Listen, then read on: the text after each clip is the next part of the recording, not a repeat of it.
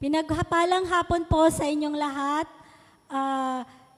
Pinagpalang hapon din po sa mga nanonood sa YouTube, Facebook Live, and sa inyo po ang naririto mga sister. Kumusta po kayo? God, I am blessed, happy, and prosperous talaga. Matuwid, marangal, wagas na pag-ibig, malaya, mapayapa ang kalooban, maginhawa at matagumpay. Meron po ba tayong baguhan ngayon? Amen. Meron po. Sister.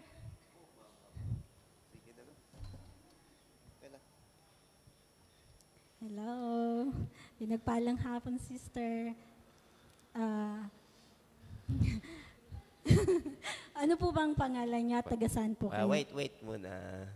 Okay. Ay, i-welcome po namin kayo. Amen.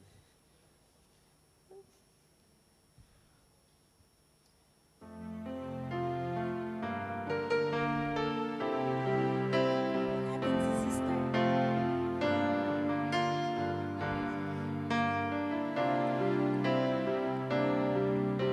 Halina sa pamilya, kami nagagalang na makasama ka sa pananalig pag-ibig at magkakaisa ng isang matatag na pamilya, ang pamilya ni El Shaddai. Tayong mga anak ng Diyos, tayo'y magmahal na sa bawat sasabihin na pag-ibig siyang laman sa puso ng bawat isa siyang minahal. Bawat pamilya maging tahanan niya.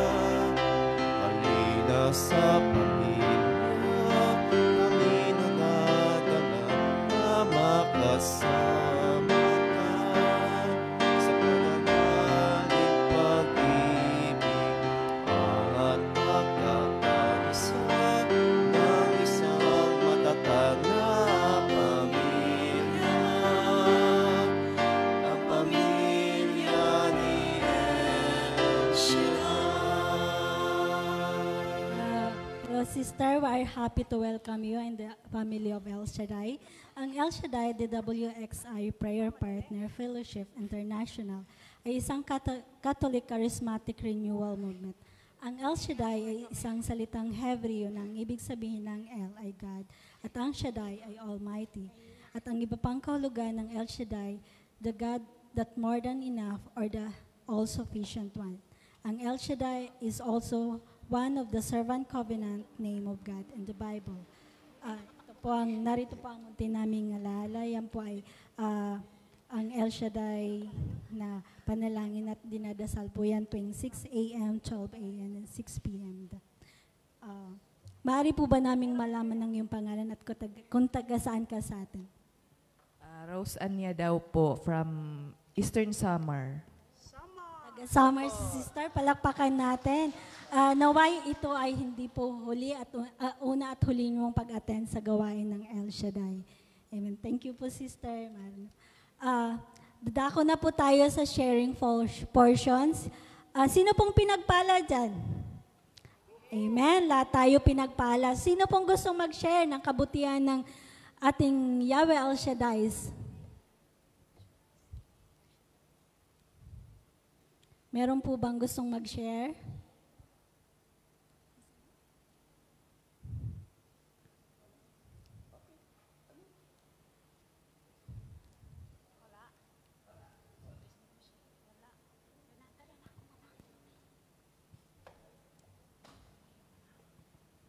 Okay, kung wala pong mag-share, tayo na pong tumayo at makinig ng mabuting balita at sa pangunguna ng panalangin ni Sister Delia Pacana. Amen. Amen.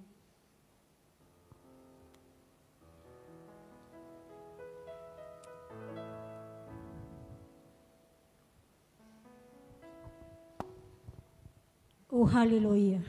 Praise you, Jesus. Praise you, Holy Spirit. Come, Holy Spirit, in this place.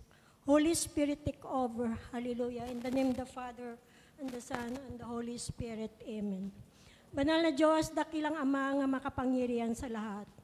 Pinupuri ka namin, pinasalamatan sa iyong kadakilaan. Dahil ikaw ang Diyos na tapat at buhay sa aming mga buhay. Sinasamba ka namin sa Espiritu at katotohanan. Tunay, Ama, na wala po kami magagawa kung hiwalay po kami sa iyo. Kaya sa mga sandali nito, Ama, kami nandito, Lord God. Taos puso nagpapasalamat, Panginoon, sa isang matagumpay na banal na misa, lalo na po, Ama, sa pagtanggap namin ng iyong banal na katawan at dugo, na ito magbigay sa amin ng kalakasan sa aming buhay spiritual. Kaya, Panginoon, sa mga sandali nito, Lord God, hallelujah, Lord Jesus, samahan at gabayan mo kami, Panginoon, sa pakikinig namin, Panginoon, ng iyong salita, O Lord God, na kung saan, O Lord God, ibahagi ng aming kapatid si Brother Rod Banyaris. Dalangin po namin, O Lord God Jesus, sundan ito ng tandang kababalagan, Panginoon. Kasi yan, ito, Ama, ng iyong kapangyarihan, Panginoon. At patuloy mo po, Ama, gamitin mightily and boldly for the glory of your name ang aming kapatid nito, Lord God. At itago mo siya sa iyong likuran na yung kaningningan makita sa kanya, Panginoon. Hiniling namin sa pangalan ni Jesus, give us the divine knowledge and wisdom, divine understanding, Panginoon, O Lord God, sa pakikinig, Panginoon, ng iyong banal na salita, O Lord God. Pagpalain mo po, Panginoon, ng Friday group, Lord. Patuloy ka kumilos, may kalakasan, Panginoon, sa aming mga buhay, Panginoon.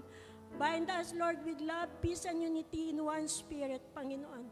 Pagpalain mo, Lord God, ang music ministry, Panginoon. Patuloy mo sila bigyan, Panginoon, ng boses, O Lord God, na makalangit, Panginoon. At ihanda mo po, Ama, ang kanilang, O Lord God, ang kanilang mga boses, Panginoon, sa pag-awit, Panginoon, ng awitin na inihanda nila sa araw nito. Samahan at gabayan mo, Panginoon, ang mag-lead ng worship, mag-worship, Panginoon, O Lord God. Hallelujah, we give you praise, we give you glory, O God. Pagpalain mo, Lord God, ang lahat na atin sa araw nito, Lord. Ano man ang kanilang mga kahilingan, Panginoon. Ito, O Lord God, inaangkin namin, O Lord God, ay yung tugunin ito, Panginoon. Dahil ang sabi mo, Panginoon, hindi pa po, Panginoon, nabubuka ng aming labi ay yung tinugon na po sa pangalan ni Jesus. Kaya hinabilin, pinagkatiwala po namin, Panginoon, ang pagkilos ng iyong banal ni Espiritu Santo sa aming mga buhay. At inaangkin na po namin ang isang 100% tagumpay ng iyong banal na gawain. To God be the glory. In Jesus' mighty name we pray. Amen and amen and amen. In the name of the Father and the Son and the Holy Spirit. Amen. Praise the Lord. Glory to God. Palakpan natin ang Diyos na buhay. Amen. Yung pinakamalakas. Amen. Praise Glory God. to God. Hallelujah. Mga kapatid, itaas po natin ang ating mga kamay at damhin natin ang presensya ng Diyos. You are good, O Lord Jesus. Hallelujah.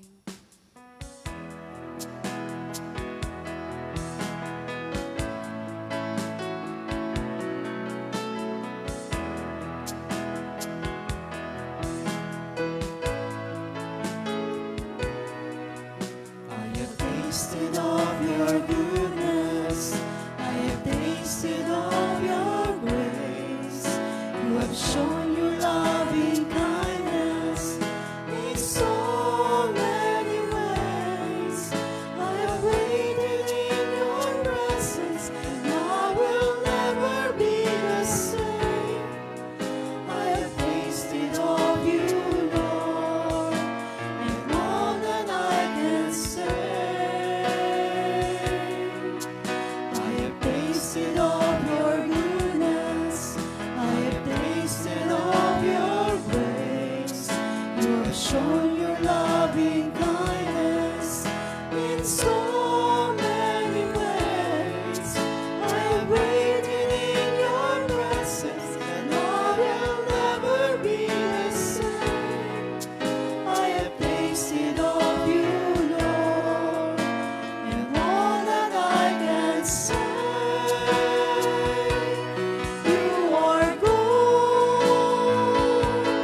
You are good. You are merciful to me, and you meet my every need. You are good. You are good.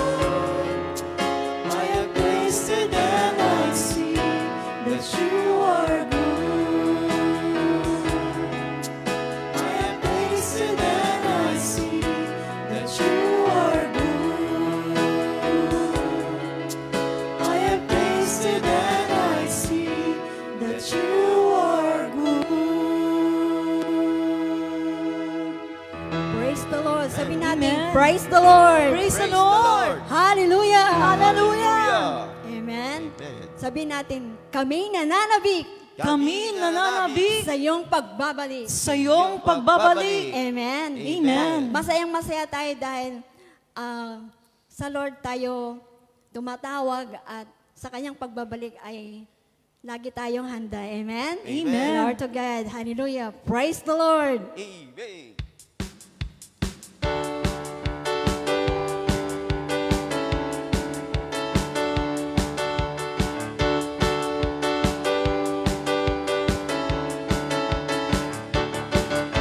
Kami nananabik sa iyong pagbabalik.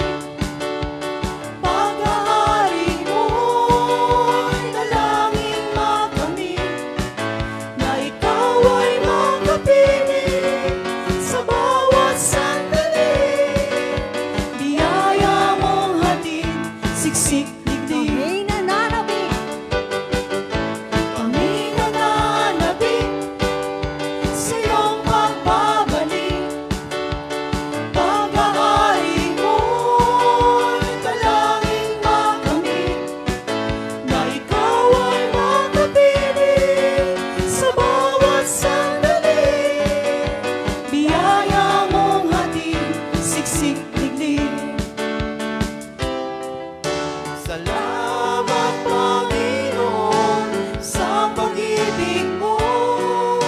Ang buhay kong ito'y binago mo. Kagnayang kalusugan, kaloob mo ang Shaddai. Sa'yo ngayon ibalik ang tagumpay. Kami nananabik sa iyong pagbabalik. Pag-aari mo'y dalangin makamit, na ikaw ay makapiling sa bawat sandali. Biyaya mong hatid, siksik digdig. Kami nananabik. Kami nananabik sa iyong pagbabalik. Pag-aari mo'y dalangin makamit, na ikaw ay makapiling sa bawat sandali. Biyaya mong hatid, siksik digdig. Purihin ang ngalan mo. Purihin ang ngalan mo, ikaw ay sambahin. Salita mo'y aming tatagdayin. Sa puso't kalooban, laging iingatan. Aawitan ka ngayon at kailanman. Kami nananabik. Kami nananabik sa iyong pagbabalik. Pag-aari mo'y dalangin makamit, na ikaw ay makapiling sa bawat sandali. Biyaya mong hatid, siksik digdig. Biyaya mong hatid, siksik digdig. Biyaya mong hatid, siksik digdig. Siyak yun! Praise the Lord. Amen. Napagod kayo? Hindi. Kulang pa? Hindi. Sa next Friday ulit. Praise the Lord. Hallelujah. Hallelujah, Lord Jesus. Ayon sa Psalm 23 verse 6, surely goodness and mercy shall follow me all the days of my life, and I shall dwell in the house of the Lord forever.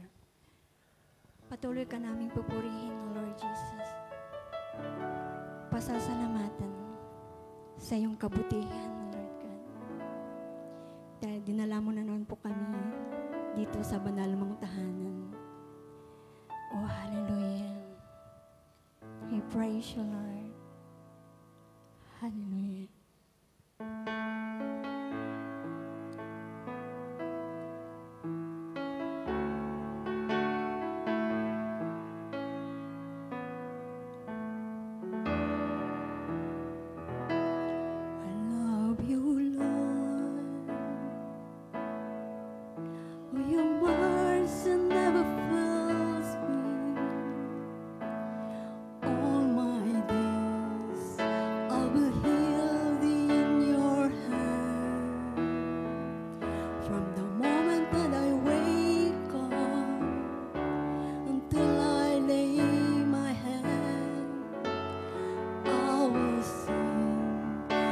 the goodness of God. I love you, Lord, for your mercy never fails me. All my days I've been held in your hands. From the moment that I wake up until I lay my head, I will sing of the goodness of God. All my life you have been faithful. All my life you have been so, so good. With every breath that I am able, I will sing of the goodness of God. I love your voice. You have led me through the fire in darkest night. You are close like no other. I know you as a father. I know you as a friend. I have lived in the goodness of God. Oh yeah. All my life you have been faithful. All my life you have been so, so good. With every breath that I am able, I will sing of the goodness of God. Your goodness is running after me. Your goodness is running after me. With my life laid down, I surrender now. I give you everything. Your goodness is running after me.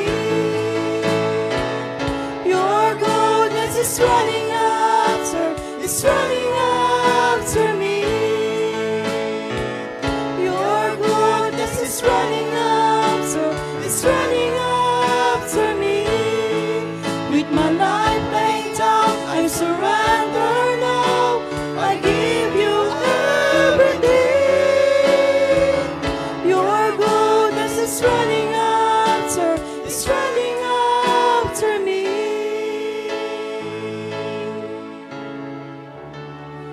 All my life you have been faithful. All my life you have been so, so good. With every breath that I am able, I will sing of the goodness of God. All my life you have been faithful. All my life you have been so, so good. With every breath that I am able, I will sing of the goodness of God. I will sing of the goodness of God. I will sing of the goodness of God. Hallelujah. I will sing your goodness, God. We give you praise. We give you honor. Thank you, Jesus. We give you glory, O God. We praise you, Lord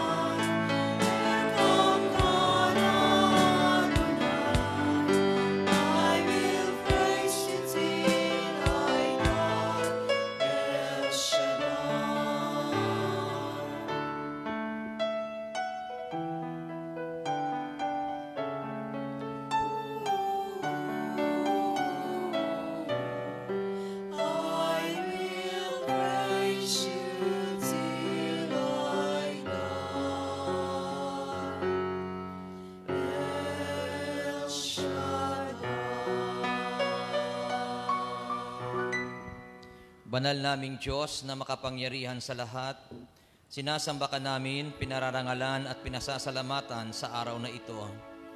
Dakilang Diyos, kami po ay buong puso na dumudulog at lumalapit sa iyo at inihiling namin, dakilang Ama, na patuloy mong pagpalain ang gawain na ito. Samahan mo lagi ito ng himala At dalangin ko, dakilang Diyos, na ang bawat nakakasumpong ng iyong gawain na ito ay pagpalain mo ang buhay. Silang lahat na naririto ngayon ay abutin ng iyong mapagpalang kamay. Kung sila man ay mayroong mga problemang hinaharap, Lord, tulungan mo sila na makalaya sa araw na ito. At kung sila man, Panginoon, ay nagkukulang sa kanilang pangailangan, sa pinansyal, sa spiritual, Lord, tulungan mo ang bawat isa na ito'y mapunuan, dahil naniniwala kami na Ikaw ang kapunuan ng aming buhay. Kaya Ama, samahan niyo po lagi ang gawain na ito hanggang sa matapos, at loobin mo, Ama, lahat ng naririto ngayon ay umuwing tagumpay ang buhay. Pagpalain mo rin po, dakilang Ama, ang mabuting balita na aming pong pakikinggan at pag-aaralan. Lagi mo itong samahan ng himala upang ito ay magbigay lagi sa amin ng malaking pag-asa. At inaangkin na po namin, dakilang Diyos, na ang gawain na ito kanina pa ay pinagpala mo na. Kaya Ama, sa iyo namin ibinibigay ang papuri, parangal at pagluwalhati sa pangalan ni Kristo Jesus. Sa pangalan ng Ama, ng Anak at ng Espiritu Santo. Amen and Amen. Purihin ang Panginoon.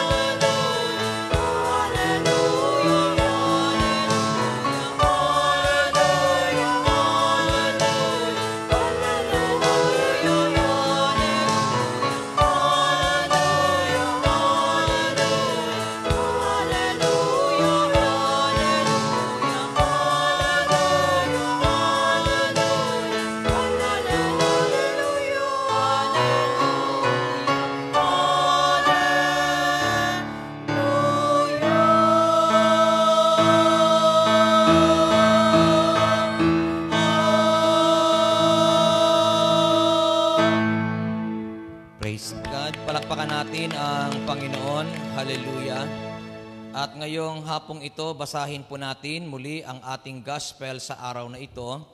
Sa Matthew chapter 6 verse 19 hanggang sa mga sumusunod na talata, ito po ang sinasabi, huwag kayong mag-impok ng mga kayamanan dito sa lupa, dito'y may naninirang insekto at kalawang, at may nakapapasok na magnanakaw. Sa halip, mag-impok kayo ng kayamanan sa langit. Dooy walang naninirang insekto at kalawang at walang nakapapasok na magnanakaw. Sapagkat kung saan naroon ang iyong kayamanan, naroon din ang iyong puso. Ang mata ang ilaw ng katawan. Kung malinaw ang iyong paningin, mapupuno ng liwanag ang iyong buong katawan. Ngunit kung malabo ang iyong paningin, mapupuno ng kadiliman ang iyong buong katawan.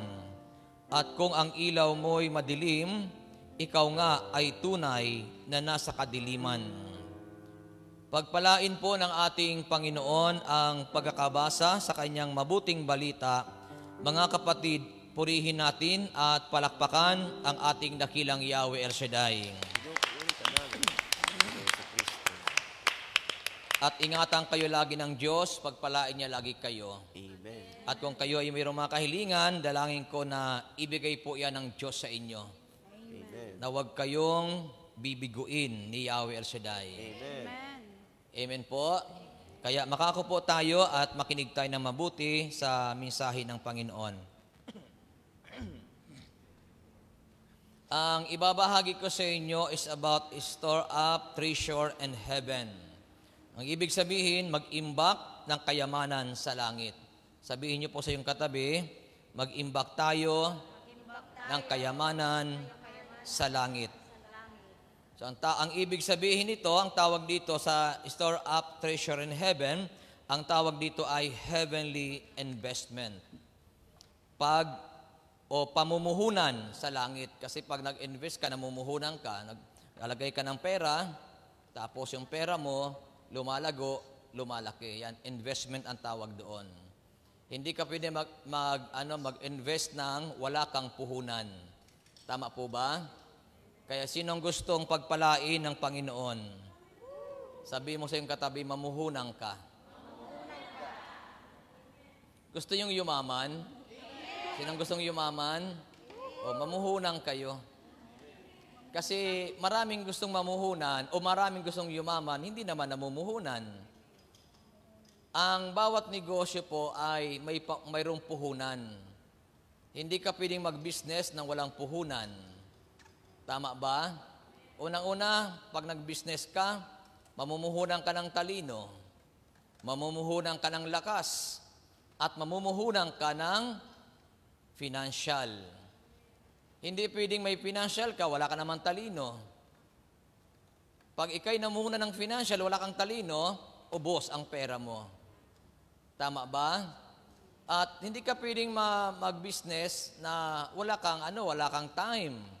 Kasi pag wala kang time, baka lukuhin ka lang ng mga tao mo at maubos din ang puhunan mo. Kaya hindi pwedeng maghiwalay po yan, yung treasure, yung talent, and time. Kaya sabihin mo sa iyong katabi, gusto mo bang pagpalain?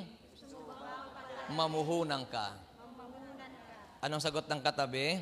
Amen. O sino mamumuhunan? So sabi dito, ang pag-imbak ng kayamanan sa langit, ang tawag po dito ay ang mga pamumuhunan sa langit, heavenly investment.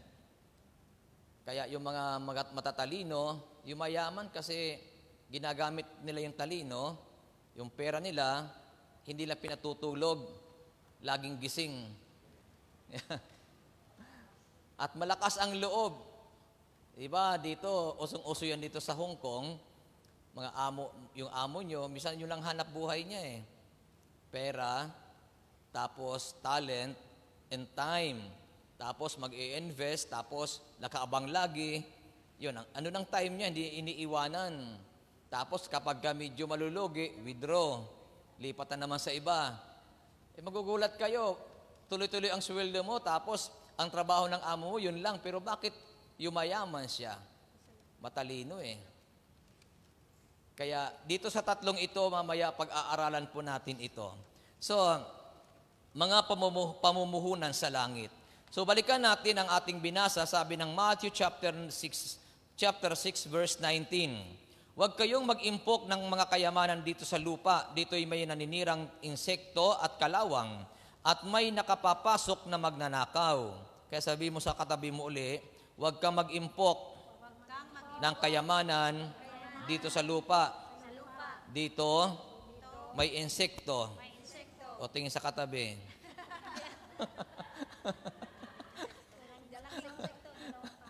Gising ba kayo? Dito sabi ng Bible dito may kalawang. At dito mayroong nakapapasok na magnanakaw. Kaya kakabaka-baka kapag dito ka nag-iimpok ng kayamanan kasi hindi mo alam, baka yung iniipon mo mawala sa iyo. Lalo kayo manamamasukan, hindi mo alam kung saan mo itatago yung pera mo.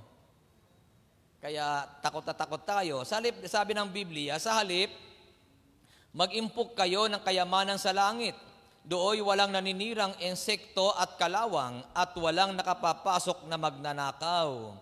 Kaya sabihin mo muli sa katabi mo, sa langit ka, mag-impok ng kayamanan. Doon, walang insekto. O, tingin uli sa katabi. Bakit insekto? Abang-abang lang kasi na may pera ka tapos uutangin sa'yo. At sabi dito, wala pong kalawang dito at wala pong nakapapasok na magnanakaw. At ang sabi ng verse 21, sapagkat kung saan naroon ang iyong kayamanan, naroon din ang iyong puso. Kung saan naroon ang iyong kayamanan, naroon din ang iyong puso. Alam niyo po sa gospel na binasa natin, nakakatuwa kasi makikita natin dito na yung kahalagahan ng mata. Sabi doon, ang mata ang ilaw ng katawan. Kung malinaw ang iyong paningin, mapupuno ng liwanag ang iyong buong katawan. Ngunit kung malabo ang iyong paningin, mapupuno ng kadiliman ang iyong buong katawan. Ano kayang connection nito, yung mata, sa gospel po natin?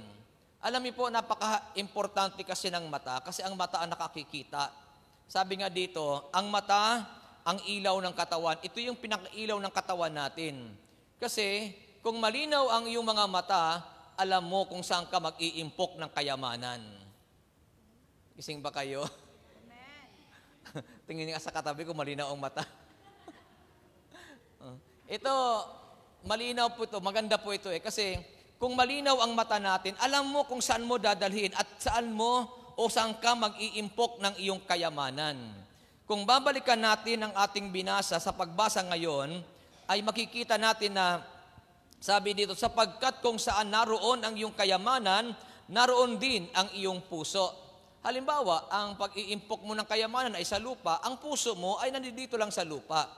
Ngayon, kung ang ating kayamanan ay nasa langit, doon tayo nag-iimpok ng kayamanan, ibig sabihin ang puso natin ay nasa langit. So sabi po dito, nabubuhay tayo sa isang mundo na materialismo, sa isang mundo na materialism. Kasi ang mundong ito ay puno ng paghahangad sa material na bagay. So mas maraming tao ang mas nag-aalala sa mga kayamanan sa lupa kaysa makalangit na pamumuhunan. So ibig sabihin, mas concern ang tao sa pangailangan niya dito sa lupa. Yung pagpapayaman sa lupa, pero yung pag-iimpok pamumuhunan sa langit, yun ang nakakalimutan ng tao. Yun ang nawawala sa atin. Kasi ang concern po ng tao ay yung pagpapayaman sa lupa. Ang sabi nga ng binasa natin kanina sa Matthew chapter 6 verse 19, huwag kayong mag-impok ng kayamanan dito sa lupa. Dito'y may naninirang insekto at kalawang at may nakapapasok na magnanakaw. Sa halip mag-impok kayo ng kayamanan sa langit. Dooy walang naninirang insekto at kalawang at walang nakapapasok na magnanakaw. So, ang layo ng pagkakaiba, yung mag-iimpok ka ng kayamanan sa lupa at mag-iimpok ka ng kayamanan sa langit. Ang pag-iimpok ng kayamanan sa langit, sabi doon, dapat ang i-invest ka, namumuhunan ka. Kaya, kung tayo'y namumuhunan, makikita natin na ang Diyos ay magpo-provide ng lahat ng bagay para sa ating buhay. So dito po, sabi ng verse 18, sa tatlong ito, yung pagtuturo ng Panginoon sa mga nakaraan, sa mga nakaraan nating pag-aaral, mayroon pong mga pinapakita ang Bible na napakahalaga na 3 bagay. Yung gospel natin, I think, 2 linggo na ang dumaan. Sa Matthew chapter 6, verse 2, verse 18, ay makikita natin ang 3 mahalagang pagtuturo ni Jesus sa mga gospel. Una, yung pagtuturo ng Panginoon doon sa pagbibigay sa mga taong nangangailangan. Yung magbigay ka ng abuloy, kanina na nadaanan po ni Father yan, na nagturo ang Panginoon doon sa pagbibigay, pag-aabuloy sa mga tao na nangangailangan. Isa po yon sa pinakamahalagang teaching po sa Bible, yung kahalagahan ng pagbibigay. At pangalawa, ay itinuro ng gospel po natin ng mga nakaraan yung kahalagahan ng pananalangin sa Diyos. Nang sabi nga, manalangin sa ating Ama ng lihim. Na ibig sabihin, sabi nga ng Bible, kapag mananalangin kayo, huwag kayong tumulad sa mga mapagkunwari. Mahilig silang manalangin nakatayo sa mga sinagoga at sa mga kanto upang makita ng mga tao. Tandaan ninyo, tinanggap na nila ang kanilang gantimpala. Ngunit, kapag mananalangin ka, pumasok ka sa iyong silid at isara mo ang pinto sa kakamanalangin sa iyong amang hindi mo nakikita, at ang iyong ama na nakakikita ng ginagawa mo ng lihim ang siyang magbibigay sa iyo ng gantimpala. So tingnan niyo po ang turo ng Panginoon tungkol sa pananalangin. Ang pananalangin, sabi ng Biblia, ay hindi mo na kailangan makita pa ng tao na nagpe-pray ka, kasi minsan hanggang ngayon na-adapt natin yung mga ginagawa ng mga hintel, ng mga Pariseo, mga eskriba, yung mga mapagkunwari noon, para makita na nagpe-pray yung tao, kailangan, sabi nga dito, huwag kayong pakitang tao sa pananalangin. Na ang ginagawa nila ay sa kanto, sa isang sulok, doon sila mananalangin para makita ng mga taong nagpe-pray sila. Ang sabi ng Bible, ang turo ng Panginoon sa pananalangin, manalangin ka ng lihim. Pumasok ka sa iyong silid, na wala nakakita sa iyo, doon ka manalangin, at ang iyong amang nakakita sa iyo ng lihim, ang siyang magbibigay ng gantimpala sa iyo. Amen ba? Kaya ang prayer po dapat ginagawa ng tama. At pangatlong mahalagang turo ng Panginoon sa mga gospel natin noong nakaraan ay yung pag-aayuno para sa tamang dahilan. Dahil ang pag-aayuno, hindi mo pwedeng sabihin na, naku, nag-aayuno ako kaya magsusuot ka ng pangit na suot para lang makita ng tao, nag-aayuno. Ang advice pa nga ng Bible, pa nag-aayuno ka, mag-ayos ka. Pakita mo na hindi ka nag-aayuno. Kasi may mga pagkakataon na naka-broadcast o nag-aayuno kami. Hindi mo kailangan i-broadcast pa kung ikay nag-aayuno o hindi. Kaya napakahalaga yung 3 turo ng Panginoon nung mga nakaraang gospel, pagbibigay ng tama, pananalangin ng tama, at pag-aayuno ng tama. Andyan po ba kayo? So ngayon, ang gospel naman po natin ay pagpapakita naman na dapat gumawa ng makalangit na pamumuhunan. Na kailangan tayo ay magkaroon ng pamumuhunan sa langit. So dito po sabi ng Bible, binigyan tayo ni Jesus ng ilang magagandang prinsipyo para sa makalangit na pamumuhunan. Pinapakita sa atin ng Bible, una, ang makalupang kayamanan ay pansamantala. Earthly treasures are temporary. Pinapakita ng Bible yan, na ang kayamanang panlupa, temporary po yan. Mauubos, mawawala, at lilipas. At dito po, pinapakita sa atin ng Bible, na yung heavenly investment bring great joy. Nang ibig sabihin, yung pamumuhunan sa langit ay magdadala sa iyo ng malaking kagalakan. Na ibig sabihin doon, kapag sa langit ka namumuhunan, hindi ka malulungkot kasi sa langit walang pagkalugi. Naniniwala ba kayo sa langit walang pagkalugi? Pag doon ka namuhunan, lagi kang masaya. lagi kang nagagalak. Pag sa lupa ka namuhunan, malulungkot ka. Bakit? Baka isipin mo, malugi ako, mawala yung pera ko.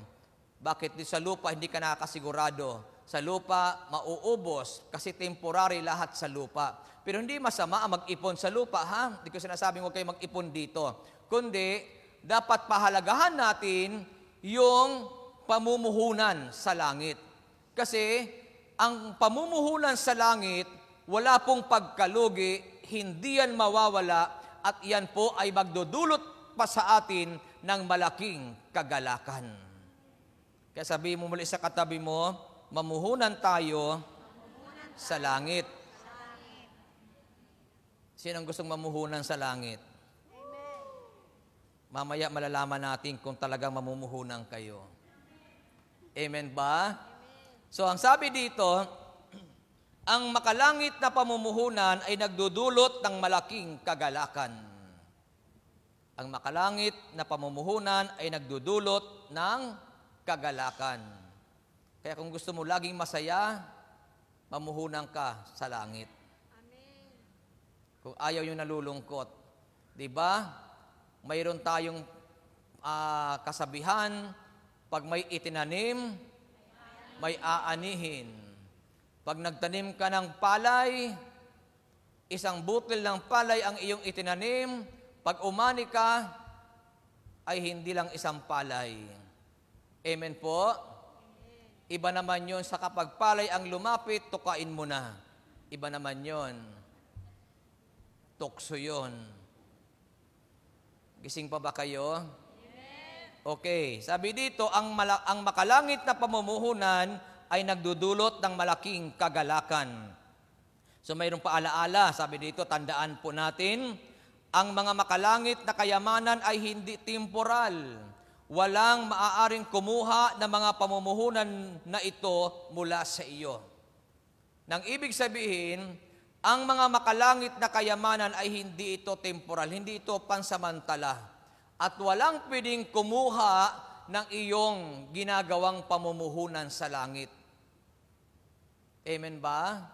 Dito, pagka nag-send ka minsan, halimbawa, nagbangko ka, minsan nawawala pa yung pera mo sa bangko eh. Minsan mayroon kang ATM, magugulat ko, walang laman ng ATM mo eh. Ikaw naman, balisang-balisa ka kasi nawala yung inipon mo. Kaya yung iba, minsan, sigurista. Hindi magalagay na maraming pera sa ATM, baka mawala nga. Ang gagawin niya, ilalagay niya sa bag niya yung kanyang pera. Tapos naiwan yung bag, kakabaka-baka naman, baka may makakuha ng bag mo, mawala yung pera.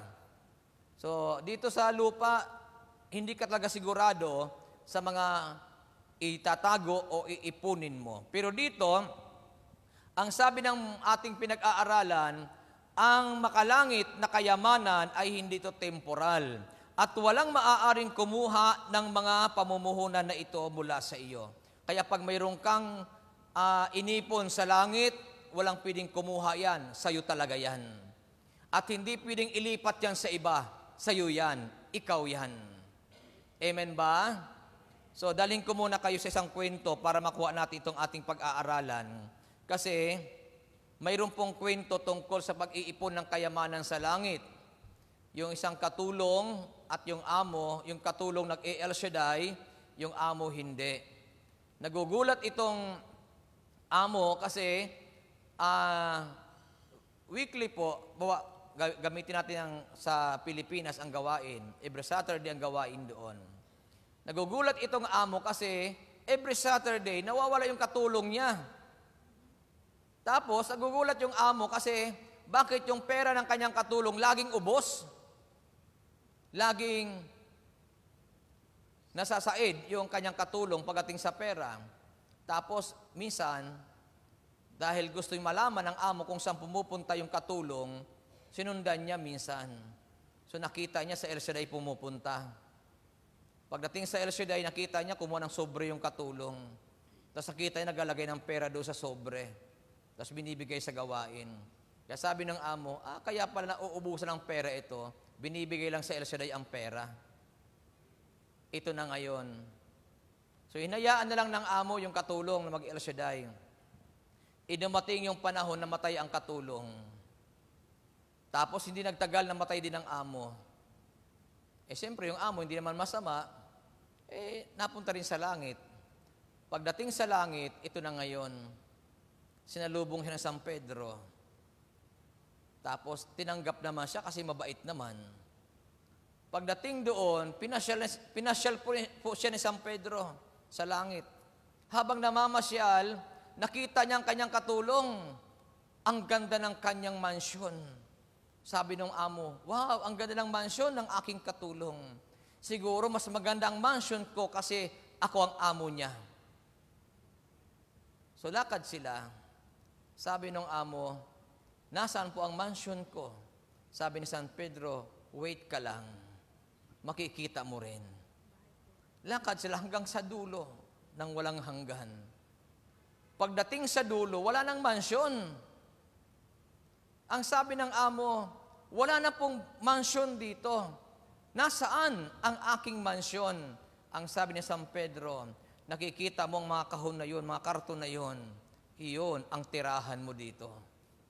Sabi ng amo, bakit naman ganon? Ang katulong ko, mansyon ang tinitirahan. Samantala ako, karton lang ang nakalaan. Ang sabi ni San Pedro, yung katulong mo, habang nasa lupa, nag-iipon ng puhunan dito sa langit. Samantalang ikaw, walang naipon kahit isa. Kaya yun, karton ang titirhan mo. Gising ba kayo? Amen. O sinang gising? Kaya sabi mo sa katabi mo, mamuhunan ka sa langit. Para magkaroon ka ng mansyon. Ito po, tanungin ko po kayo, totoo bang naniniwala kayo? Totoo ba talaga naniniwala kayo may langit? Amen. Sinong naniniwalang talagang may langit? At sinong naniniwala na pagdating ng araw, pupunta tayo sa langit? Ako naniniwala ako kasi sa impyerno ng punta ko. Ay paniwalaan ko na sa langit ang punta ko. Amen ba? Sabihin naman nila totoo ba talagang may langit? Dito pa lang sa lupa, nararanasan mo ng impyerno. Pero nakakatuwa naman, pag tumawag ka sa Diyos, answered prayer ka, totoo may langit. Amen ba? Kasi pag pangit ang buhay natin dito sa lupa, parang impyerno ang ating kalalagayan. Pero pag ikay nag-pray kay Lord, answered prayer ka, at talagang pinagpapala ka ng Lord, para ka na rin nasa langit. Kung dito sa lupa nararanasan natin yan, how much more pagdating ng araw? Pag tayo ay nasa langit na, ibig sabihin, mas maganda ang kalagayan natin doon. Kung dito sa lupa, nararanasan natin ang buhay na minsan impyerno, ay lalo pagdating ng araw, pag nahulog ka sa impyerno, mas mahirap doon, mas mabigat doon. Kaya ako naniniwala dito po sa St. Joseph, para kayo nasa langit na rin. Kasi malamig, komportable kayo. Meron akong napuntahan minsan sa parting norte, convention, tapos talaga namang sobrang init ng panahon. Paypay ng paypay yung mga workers. Paypay ng paypay ang mga tao. Ang sabi ko na lang, huwag niyong takasan yan. Practice na yan. Just in case na hindi kayo makapasok sa langit, at least sanay na kayo sa init. Alam niyo minsan, joke, pero minsan may realidad Amen ba?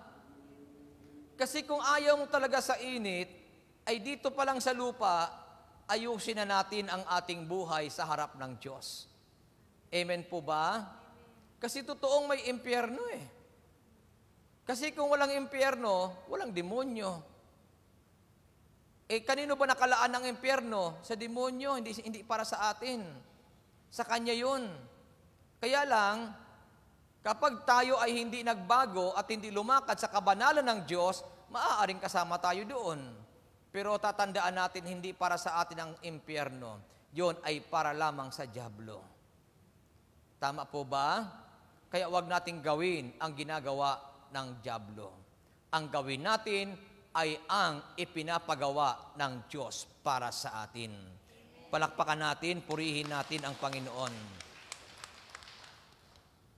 So dito po, ang tanong dito ay, paano tayo makakaipon ng kayamanan sa langit? Ito na tayo. Paano tayo makakaipon ng kayamanan sa langit?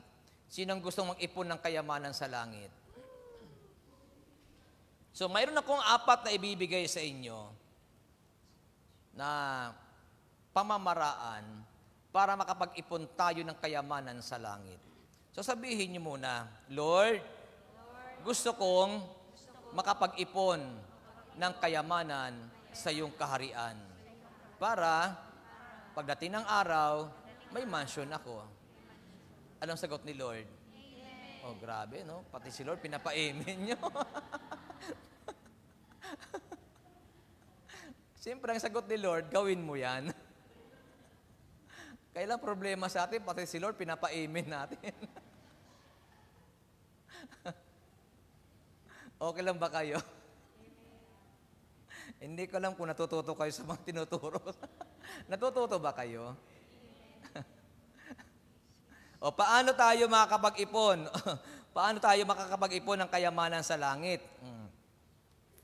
Para hindi masayang ang ating pag-i-El Shaddai, hindi masayang ang ating pagsisimba. So una, sabi dito, by giving your tithes and offering. Sasabi natin, brother, bakit nasama yan? Ay, mas maganda na, kay Lord ka nagbibigay. Amen ba? Kasi pag nagbigay ka kay Lord, eh sigurado naman yun, wala kang tatanggapin na balik sa iyo. Pero ang kakatuwa naman, kapag kay Lord ka nagbibigay ng tithe saka offering, nagugulat ka, hindi ka nagkukulang eh.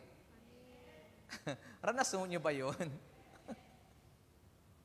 Kaya, dapat malakas ang pananampalataya ninyo sa bagay na ito. Alam niyo, totoo lang, ang pagbibigay ng tithes by faith. Tama ba? Na pag nagbigay ka ng tithes, ay huwag ka maghihintay na, Lord, kaya mo ito babalik sa akin. Parang ang Diyos pa may utang sa iyo, ano? Binigyan ka na ng Diyos ng magandang kalusugan, kalakasan, para makapagtrabaho ka. Nagbigay ka na ng tithes, naghahanap pa ng balik sa iyo. Totoo lang, ito po ay, sabihin natin na, Brad, obligatory ba talaga ang pagbibigay ng tithes? Depende yan sa iyong paniniwala eh. Kasi kung naniniwala ka talaga sa Diyos, hindi mo panghihinayangan ang pagbibigay mo sa Kanya. Tama ba? Kasi bakit ka manghihinayang? Yung bigyan ka ng Diyos na magandang kalusugan, kaya ka nakakapagtrabaho, di ba sapat yun? Kasi kung hindi ka na bang bibigyan ng kalusugan ng Panginoon, paano ka magtatrabaho? Kaya nga yung mga hindi nagtatrabaho, hindi makapagbigay ng tithes. Bakit? Walang trabaho eh.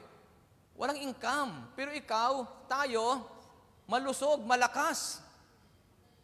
Kaya pag pinagpapala tayo financially, eh tungkulin natin ay magbalik kay Lord. Bakit? Sasabihin naman natin, Brad, saan ba ginagamit ang tithes? Yun ang problema sa atin eh. Hinahanap natin kung saan ginagamit. Amen ba? Lalo dito sa El Shaddai, totoo lang, yung saikong lang natin, nung nakaraan, magkano yung pinirmahan ko na babayaran sa saikong? 114,000 Hong Kong dollar. Bayad sa renta. Dito mayroon din tayong bayad. Alam niyo ba na malaki ang participation ninyo kapag kayo ay nagbibigay ng tithe sa gawain? Bakit? Ano bang purpose noon? Para magpatuloy ang gawain ng Diyos. Amen po ba? Pag nagkakaroon tayo ng anniversary, halimbawa November, anniversary ng Hong Kong chapter, pag tayo ay ginaganap ang event ng gawain ng El Shaddai sa isang magandang area, lalo halimbawa, di ba, nung nakaraan sa ginanap sa Expo, Expo ano ba yun? Basta yun na yun. O siyempre, hindi naman tatakbo ang sasakyan ng walang gasolina. Tama ba? O dito, sa area na ito, hindi tayo libre. Nagbabayad din tayo rito. Kaya yung inyong pagbibigay ng tithes, malaking tulong yan para magpatuloy ang operation ng gawain ni Yahweh El Shaddai. Amen ba? Ngayon ang tanong, masasayang ba ang inyong binibigay? Ang ibinibigay nyo dito ay hindi kayo sa lupa nag-iimpok at namumuhunan. Sa Diyos kayo, sa langit kayo namumuhunan. Bakit? Kay El Shaddai kayo nagbibigay, hindi sa tao. Amen. Amen po ba? Amen. Kaya alam niyo po, believe ako doon sa mga regular tithers po natin na tagang andyan. Pero tingnan nyo naman ha, bakit kaya regular sila nagtatites? Mayroon kaya silang nararanasan sa buhay? Amen. Ano kaya sa palagay ninyo? Mayroon kaya silang nararanasan o wala? Meron. Kasi hindi sila magbibigay ng regular na tithes nila kung wala silang nararanasan. Katulad kay Brother Rod, sasabihin nyo, Brother Rod, ikaw ba nagtatites ka? Oo naman. Pag iniipon ko ang tithes ko, lumalaki ng lumalaki. Pero hindi ko pinanghihinayangan. Bakit po? Mas takot ako sa gagawin ng Diyos sa akin kapag binawasan ko. Bakit? Ang pagpunta ko dito sa abroad, gawa ng Diyos yan. Kaya kung ako'y pinagpapala man dito sa abroad, karapatan kong ibalik sa Diyos ang para sa Kanya. Amen. Bakit hindi ako makakarating dito kung hindi dahil kay Yahweh El Shaddai? Mananalangin ka sa airport, katakot-takot kasi naranasan ko ma-offload. Nung ako'y pumunta ng Dubai. Kaya tuwing lalabas ako ng bansa, katakot-takot, Lord, pagdating ko ng airport sa immigration, Panginoon, wala lang tanong-tanong. Tatak na lang, Lord. Ang hirap kaya na pagtapat mo sa immigration officer, may hahanapin sa'yo, tapos hindi ka matutuloy sumakay ng eroplano. Kaya doon ko nakantang, masakit man sa damdamin. Bakit? Nasa immigration ka na, tapos sumaya, bit-bit mo yung malita mo, pabalik. Ang hirap kaya ng ganun, ano? Hindi ko alam kung naranasan nyo na yan. Ako naranasan ko yun. Papunta ako ng Dubai, twice akong na-offload. Pero sabi ko, Lord, pangalawang offload ko, sabi ko, Lord, naniniwala ako, ngayong oras na ito, lulusot ako. Pero kung iisipin ko, ang hirap kasi paano ko lulusot? Ang eroplano nakaalis na. Pero gumawa ang Diyos ang paraan. Doon ako nagulat sa pamamaraan ng Diyos. Na yung hinahanap sa akin biglang nabaliwala at biglang naibaling doon sa tama talaga. Kaya pag pinagpapala ka ng Diyos, wala kang karapatan na hindi magbalik sa Panginoon ng para sa Kanya. Amen. Amen ba? Amen. Kaya salamat kay Lord, tuwing magigising ka ng umaga, malakas ka, malusog ka, wala kang sakit, wala kang karamdaman, ibalik mo kay Lord yung pagpapala na ibinibigay ng Lord sa iyo. Amen ba? Halimbawa, ang hinihingi sa Bible, kasi sasabihin natin, Brad, bakit mo tinuturo yan? Nararanasan kong biyaya ng Panginoon, kaya ko tinuturo eh. Amen ba? Ayokong ulit-ulitin, pero narinig nyo rin ang sharing ko, kung paano katapos ang mga anak ko. Dahil diyan sa pagtatites na yan. Amen pa? At patuloy ko itong inuulit-ulit sa inyo kasi may pagpapala kapag sa langit ka namuhunan. Amen. Ang pagbibigay ng tithes at offering sa gawain ay namumuhunan ka sa kaharian ni Yahweh El Shaddai. Purihin natin ang Panginoon. Kasabihin mo sa katabi mo, magbigay ka kay Lord. Magbigay ka kay Lord. Huwag kang kuripot. Huwag kang kuripot. Amen ba? Alam mo po, nakakahiya yung pinagpapala tayo, tas kuripot tayo. Nakakahiya kay Lord, di ba? Ako yung hiya ako sa Panginoon kapag, halimbawa, hindi ko maibigay sa Kanya kasi pag sa Pilipinas, minsan nakakalimutan ko rin minsan. Pero pa ako yung nasa abroad, hindi ko pwedeng kalimutan yan. Bakit? Laki naman ng hindi ko pagtanaw ng utang na loob kay Lord kung kalilimutan ko pagbibigay sa Kanya ng tithes. Kaya hindi ko kinakalimutan yan pag ako'y nasa abroad. Kaya kung tayo pinagpapala ng Panginoon hanggang ngayon, magtanaw tayo ng utang na loob kay El Shaddai. Amen. Amen ba? Kasi sa magitan ng iyong pagbibigay, sabi natin kanina, ikaw ay namumuhunan sa langit. At bukod doon, malaki ang naitutulong mo para magpatuloy ang operasyon ng gawain ni Yahweh El Shaddai. Purihin at palakpakan natin ang Panginoon. Kaya sabi mo sa katabi mo, congrats. Congrats. Bakit? Bahagi kayo eh. Kayo mga nagbibigay sa gawain, bahagi kayo. Bakit ang El Shaddai nagpapatuloy? Amen ba? Hindi kayo mga biro na mga prayer partners. Bahagi kayo sa pagpapatakbo ng gawain ng Panginoon. Bahagi kayo sa pag-unlad ng gawain ng Panginoon. And then, paano tayo mag-iipon ng kayamanan sa langit? Pangalawa, sabi dito, by giving your time to serve God. Kanina ay nadaanan na po natin ito doon sa di ba sabi natin pagtatayo ng business, dapat ikaw ay may financial, ikaw ay mayroong time, at mayroong kang talent. So dito, pinakikita ng Bible na napakahalaga ng time po natin sa paglilingkod kay Lord. Nang ibig sabihin, hindi lang kayo nagtatrabaho. Dapat mayroong kang panahon sa Panginoon. Amen ba? Hindi lang dito sa pag-church po natin. So paano ba tayo magbibigay ng time kay Lord para tayo ay magamit ng Panginoon? So minsan, kanina, nadaanan po natin yung 3 mahalagang bagay na pagtuturo ni Jesus. Yung pagbibigay ng abuloy, pagbibigay ng tulong sa mga nangangailangan. Kaya kapag tayo ay napapagamit sa Panginoon sa kalarangan ng paglilingkod, sa paggamit ng ating oras sa mga taong nangangailangan sa atin, maniwala po kayo, ikaw ay nag-iimbak ng kayamanan sa langit. Ikaw ay namumuhunan sa langit. Bakit? Bawat oras mo na pinapagamit mo kay Lord, nag-iipon ka ng kayamanan sa kaharian ni Yahweh El Shaddai. Amen ba?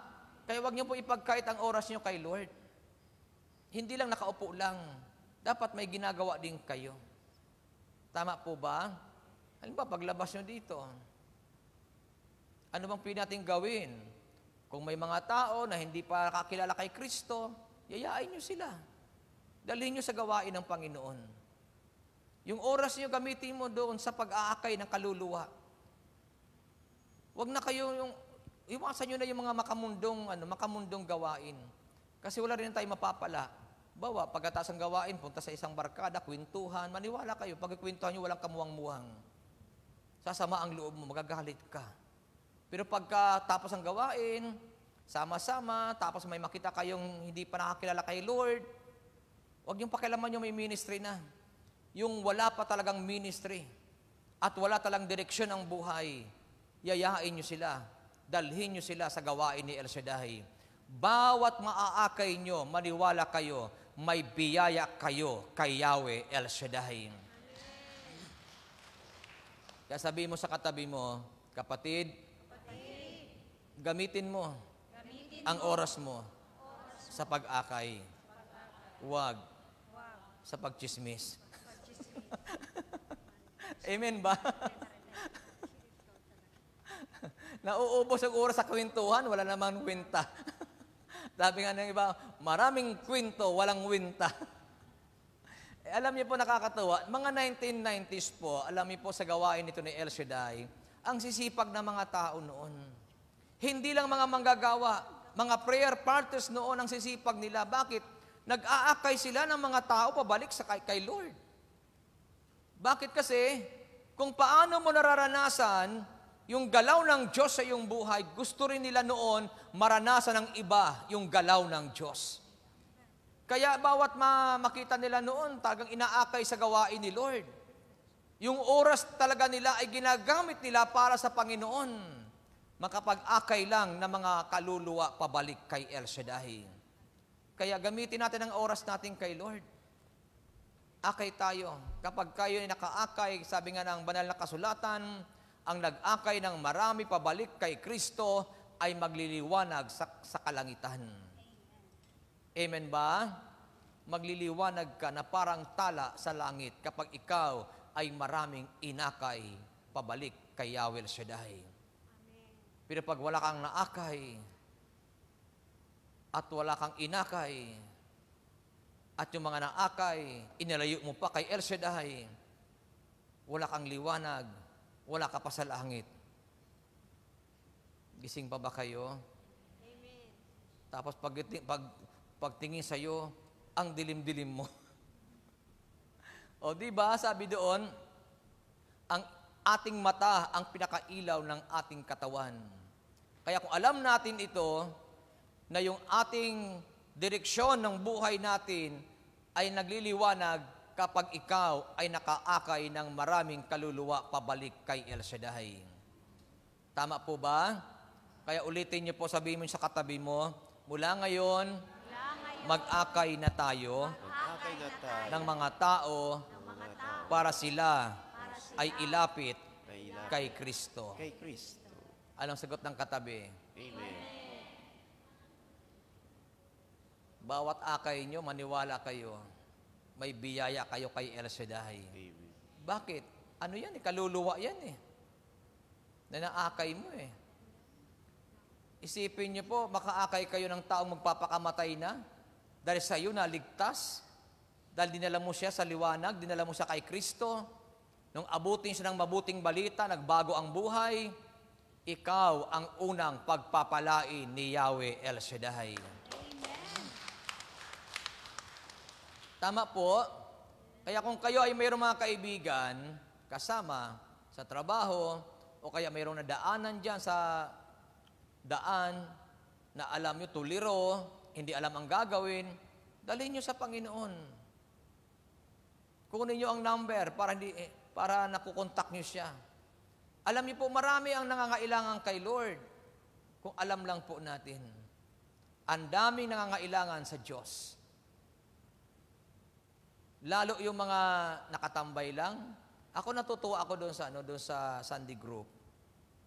Kasi ginanap nila minsan yung gawain doon doon may mga nakatambay kasi umuulan noon yung Masbati group. Mayroon pong dalawa doon na nakatambay lang. Yung pala puno ng problema yung dalawa. Nakita nila yung ginagawa ng El Shaddai, hindi sila sumasabay sa kung anong ginagawa, basta ano lang sila. Hindi naman sila umaalis. Nakatambay lang sila. Tapos, alam niyo ba yung dalawang iyon, yung isa noon, nag-platter sa atin diyan sa flat. Yung isa naman, kasi parehas sila naakay sa gawain. Ngayon yung isa, dancer na sa gawain. Sa Masbati group. Kasabi ko, nakakatuwa. Kasi hindi sa tinigilan ng mga manggagawa natin na talagang yung taong ito, kinausap nila, inalam ang kalagayan, yung pala punong-puno ang problema, yung dalawang yun. Yun, naibsan ang problema ng dalawa nung napunta sa gawain. O ngayon, nag-serve na rin kay Lord bilang dancer, yung isa nasa Pinas kasi umuwi muna kasi mayroon siyang bagong amo. Hindi ko alam kung kailan babalik. Bago bumalik, nasa gawain ng Panginoon. Yun yung mga sinasabi natin, hindi natin alam yung kalagayan ng mga taong ito na sila ay nangangailangan sa Diyos. Marami po dyan nangangailangan sa Panginoon. Ang kailangan lang mga taong magdadala sa kanila sa gawain na ito ni Yahweh El Shaddai. Nawa tayo yon. Kasi pag tayo ay ginamit natin ang ating oras sa pag-aakay ng mga taong ito, maniwala po kayo, hindi ka lang sa langit ang iipon ng kayamanan, dito pa lang sa lupa, tiyak pagpapalain ka ni Yahweh El Shaddai. Palakpakan natin ng malakas ang Panginoon. At pangatlo, na pag-iipon ng kayamanan sa langit o pamumuhunan sa langit, yung pagtulong sa isang tao na nangangailangan. Ibig sabihin, yung willing kang tumulong doon sa mga tao na talagang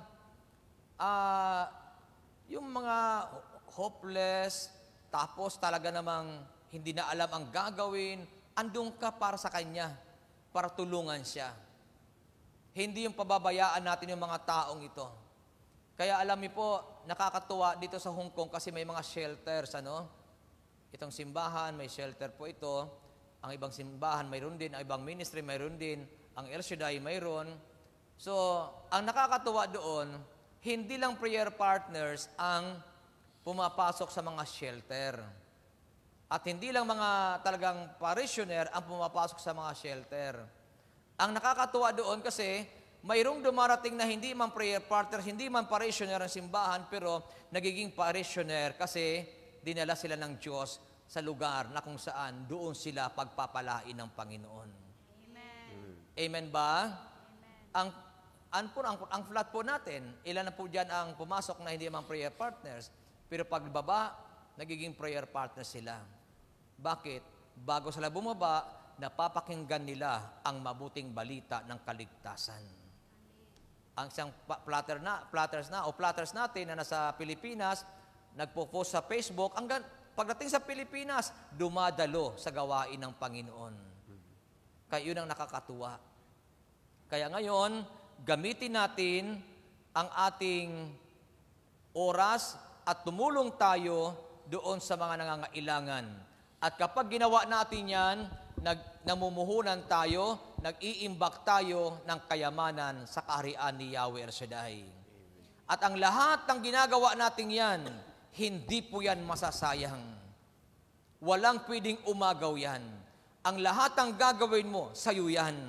Pagdating ng araw, ikaw rin ang makikinabang sa lahat ng iyong inimbak sa kaharian ng ating Yahweh El Shaddai. Purihin natin ang ating Panginoon. At ang pang-apat na pag-iipon ng kayamanan sa langit. Yung pagbisita, lalo doon sa mga disabled, pagbisita doon sa mga hindi makalabas ang bahay, pagbisita doon sa mga may sakit, may kapansanan, isa po yan sa pag-iimbak ng kayamanan sa langit. Sa Pilipinas, buhay na buhay po ito. Na kapag ka mayroong mga hindi nakakalabas ng bahay, kaya nga dito dapat may attendance po kayo at mayroong kayong number ng mga dumadalo para pagka mayroong hindi na dumadalo, alam nyo na itong sister na ito hindi na dumadalo. Nasaan na kaya ito? Dapat kinukontak natin yan, inaalam ang kalagayan nila. Napakahalaga po niyan. Bakit? Isa yan sa pamumuhunan sa langit, isa po yan sa pag-iimbak ng kayamanan sa langit. Hindi yun na pababayaan yung mga dumalo, tapos pababayaan na natin. Noong mga nakaraan, mayroon akong nakikita dito na, lalo yung isa natin nagplatters noon, na dumadalo siya, minsan ibang araw din, pero ngayon hindi ko na siya makita. Importante po ito. Na yung mga tao na ito na nakasumpong na sa Panginoon, dapat sila ay napapangalagaan. Kung sila ay wala, dapat alam natin kung ano ang nangyayari sa kanila. Dito po makikita natin yung kahalagahan ng pagbisita, lalo na doon sa mga may sakit, may kapansanan, hindi makalabas ang bahay, kasi gawa sa katandaan, o kaya naman, may mga problema sa buhay, kaya hindi sila makalabas. So mahalaga ang presence po natin. Bakit? Si Brother Rod, bunga ako ng pagbisita din ng mga prayer partners nung time na ako ay nanghihina. Dumating din ako sa time na nanglupaypay din ako. Pero nung ako'y bisitahin ng grupo, doon ako muling binigyan ng kalakasan ni Yahweh El Shaddai. Kaya yung mga bumibisita, lalo doon sa mga nawawala, doon sa mga nanghihina, alam niyo po, malaki ang iyong gantimpala kay Yahweh El Shaddai. Bakit? Nagiging kalakasan kayo doon sa mga taong nawawala sa gawain. Kaya kapag mayroong nawawala, dapat yun ay ating hinahanap, binibisita natin, at kapag ginawa natin yun, nag-iimbak ka ng kayamanan sa kaharian ng ating Yahweh El Shaddai. Palakpakan po natin ang ating Panginoon. Purihin natin siya. And then, panghuli, na pag-iimbak ng kayamanan sa langit o pamumuhunan sa langit ay hinihimok niya yung mga taong nasasaktan.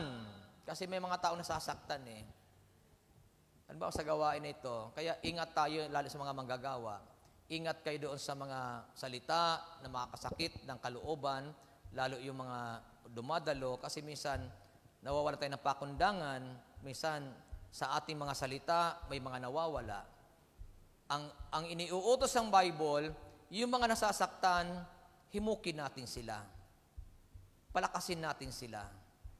Kasi hindi lahat ng panahon malakas tayo. Hindi lahat ng oras okay tayo. Amen po? Kasi naniniwala ako na bawat isa sa atin ay nangangailangan ng tao na magpapalakas sa iyo. Tama po ba ako? Nangangailangan tayo ng mga tao na pag nagsalita, titibay ka, lalakas ka. Yun ang kailangan ng tao. Kaya pag ginagawa natin yun na nagiging instrumento tayo ng kalakasan ng mga taong nanghihina at nasasaktan, ikaw ay nag-iipon ng kayamanan sa langit. Tama ba?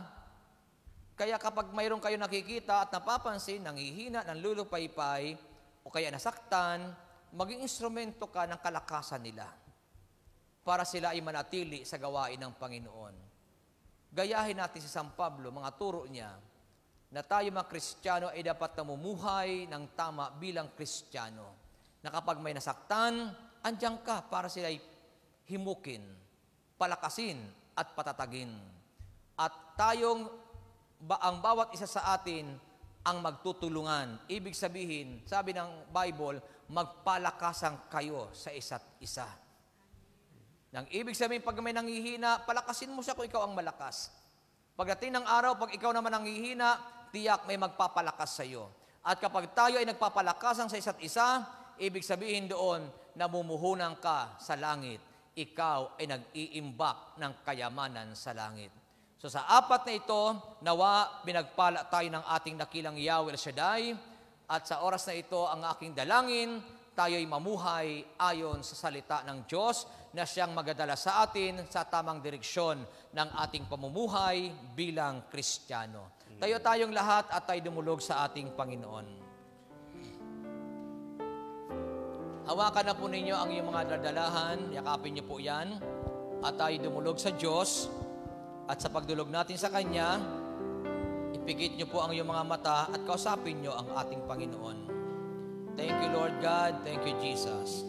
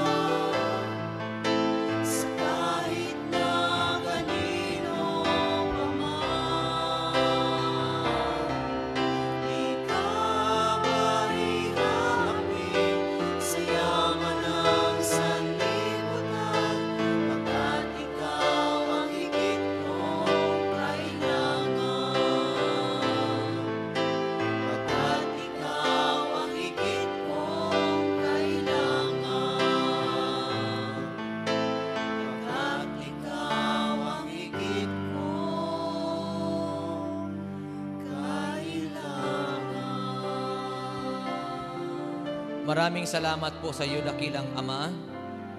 Tulungan niyo po kami, dakilang Diyos, na makapag-impact ng kayamanan sa iyong kaharian.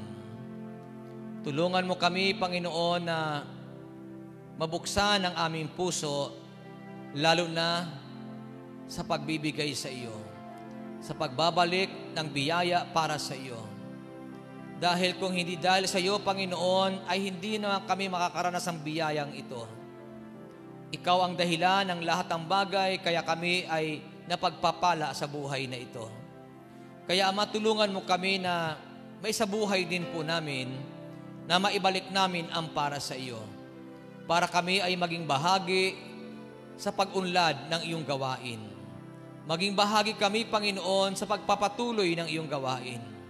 Lord, salamat po at dalangin ko, Ama, na pagpalain mo ang aking makapatid na ito na patuloy na nagkakaloob sa iyo, lalo na sa larangan ng ikapo at sa larangan ng pagbibigay ng love offering sa gawain na ito.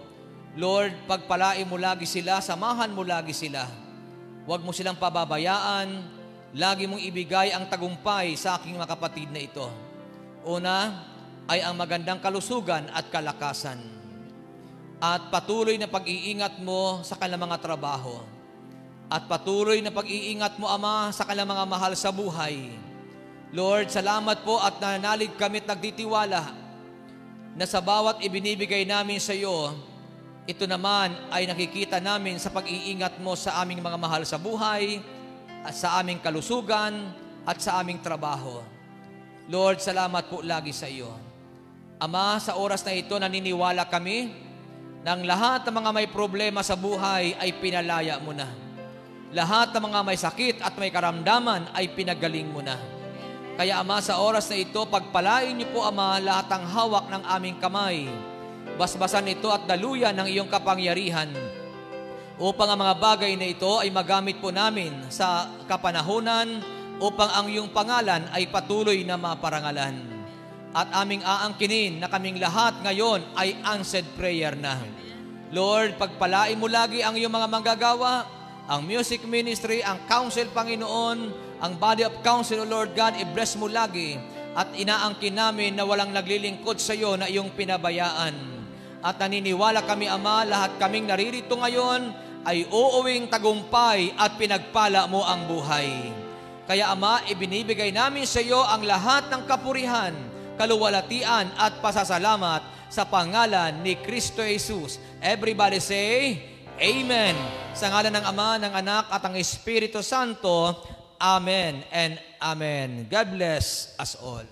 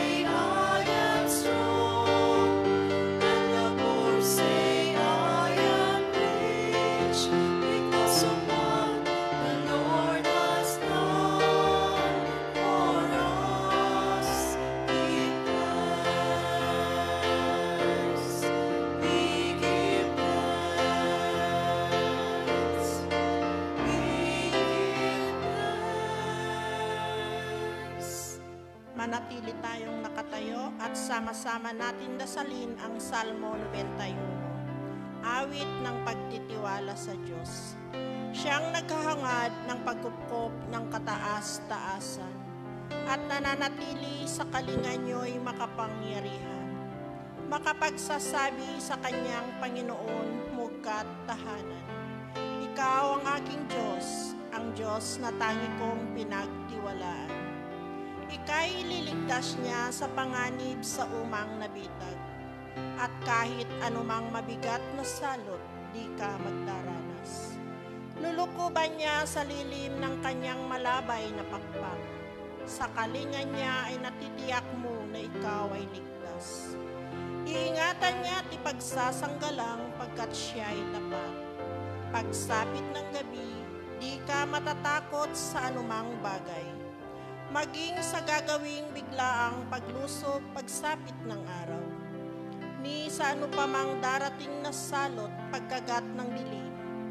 Di ka matatakot sa kasamaan mang araw kung dumating. Kahit na mabuwal sa iyong harapan ang 1,000 tao, sa iyong paligid ang bilang ng patay maging 10,000. Di ka matatakot at natitiyak mo'y di ka maano. Ika'y nagmamasid at sa panunood iyong mamamasdan. Yaong masasama ay nakikita mong pinarurusahan. Sapagkat si Yahweh ang iyong ginawang tagapagsanggalang, at ang pinili mong mag-iingat sa iyo'y kataas-taasan. Di mo aabuting ika'y mapahamak at walang daratan, kahit anong uring mga paghihirap sa iyong tahanan. Susuguin niyang maraming anghel silang susubaybay. Kahit saan dako ika'y maparoon, tiyak iingatan. Sa kanilang palad ay itatayukat sila'y magtataas, nang hindi masaktan ang mga paa mo sa batong matalas. Kahit ang tapakan mo ay mga leon, ahas na mabagsik, di ka maano sa mga serpiente at leong. Ang sabi ng Diyos, aking ililigtas ang tapat sa akin, at iingatan ko ang sinumang taong ako'y kikilanlin. Pag sila'y tumawag, laging handa ako na sila'y pakinggan. Aking sasamahan at kung may hilahil ay sasaklolohan. Aking ililigtas at ang bawat isa ay pararangalan. Sila'y bibigyan ko at gagantimpalaan ng mahabang buhay at nakatitiyak na ang tatamuhin nila'y kaligtasan. Maaring ipinid ko ang langit at hindi pumatak ang ulan. Maaring magpadala ako ng mga balang upang salantain ang lupain ito. Maaring palaganapin ko sa aking bayan ng salot. Ngunit sa sandali ang bayan ito na aking pinili ay magpakumbaba. Manalangin, hanapin ako talikdan ng kanilang kasamaan. Diringgin ko sila, patatawarin ko sila, at ibabalik ko sa kanilang lupain ang katiwasayan at kasaganaan. Ito ang mga salita ng Diyos. Salamat sa Diyos. Sa ngalan ng Ama, ng Anak, at Diyos Espiritu Santo. Amen. Amen. Ang kinig mo na answered prayer ka na.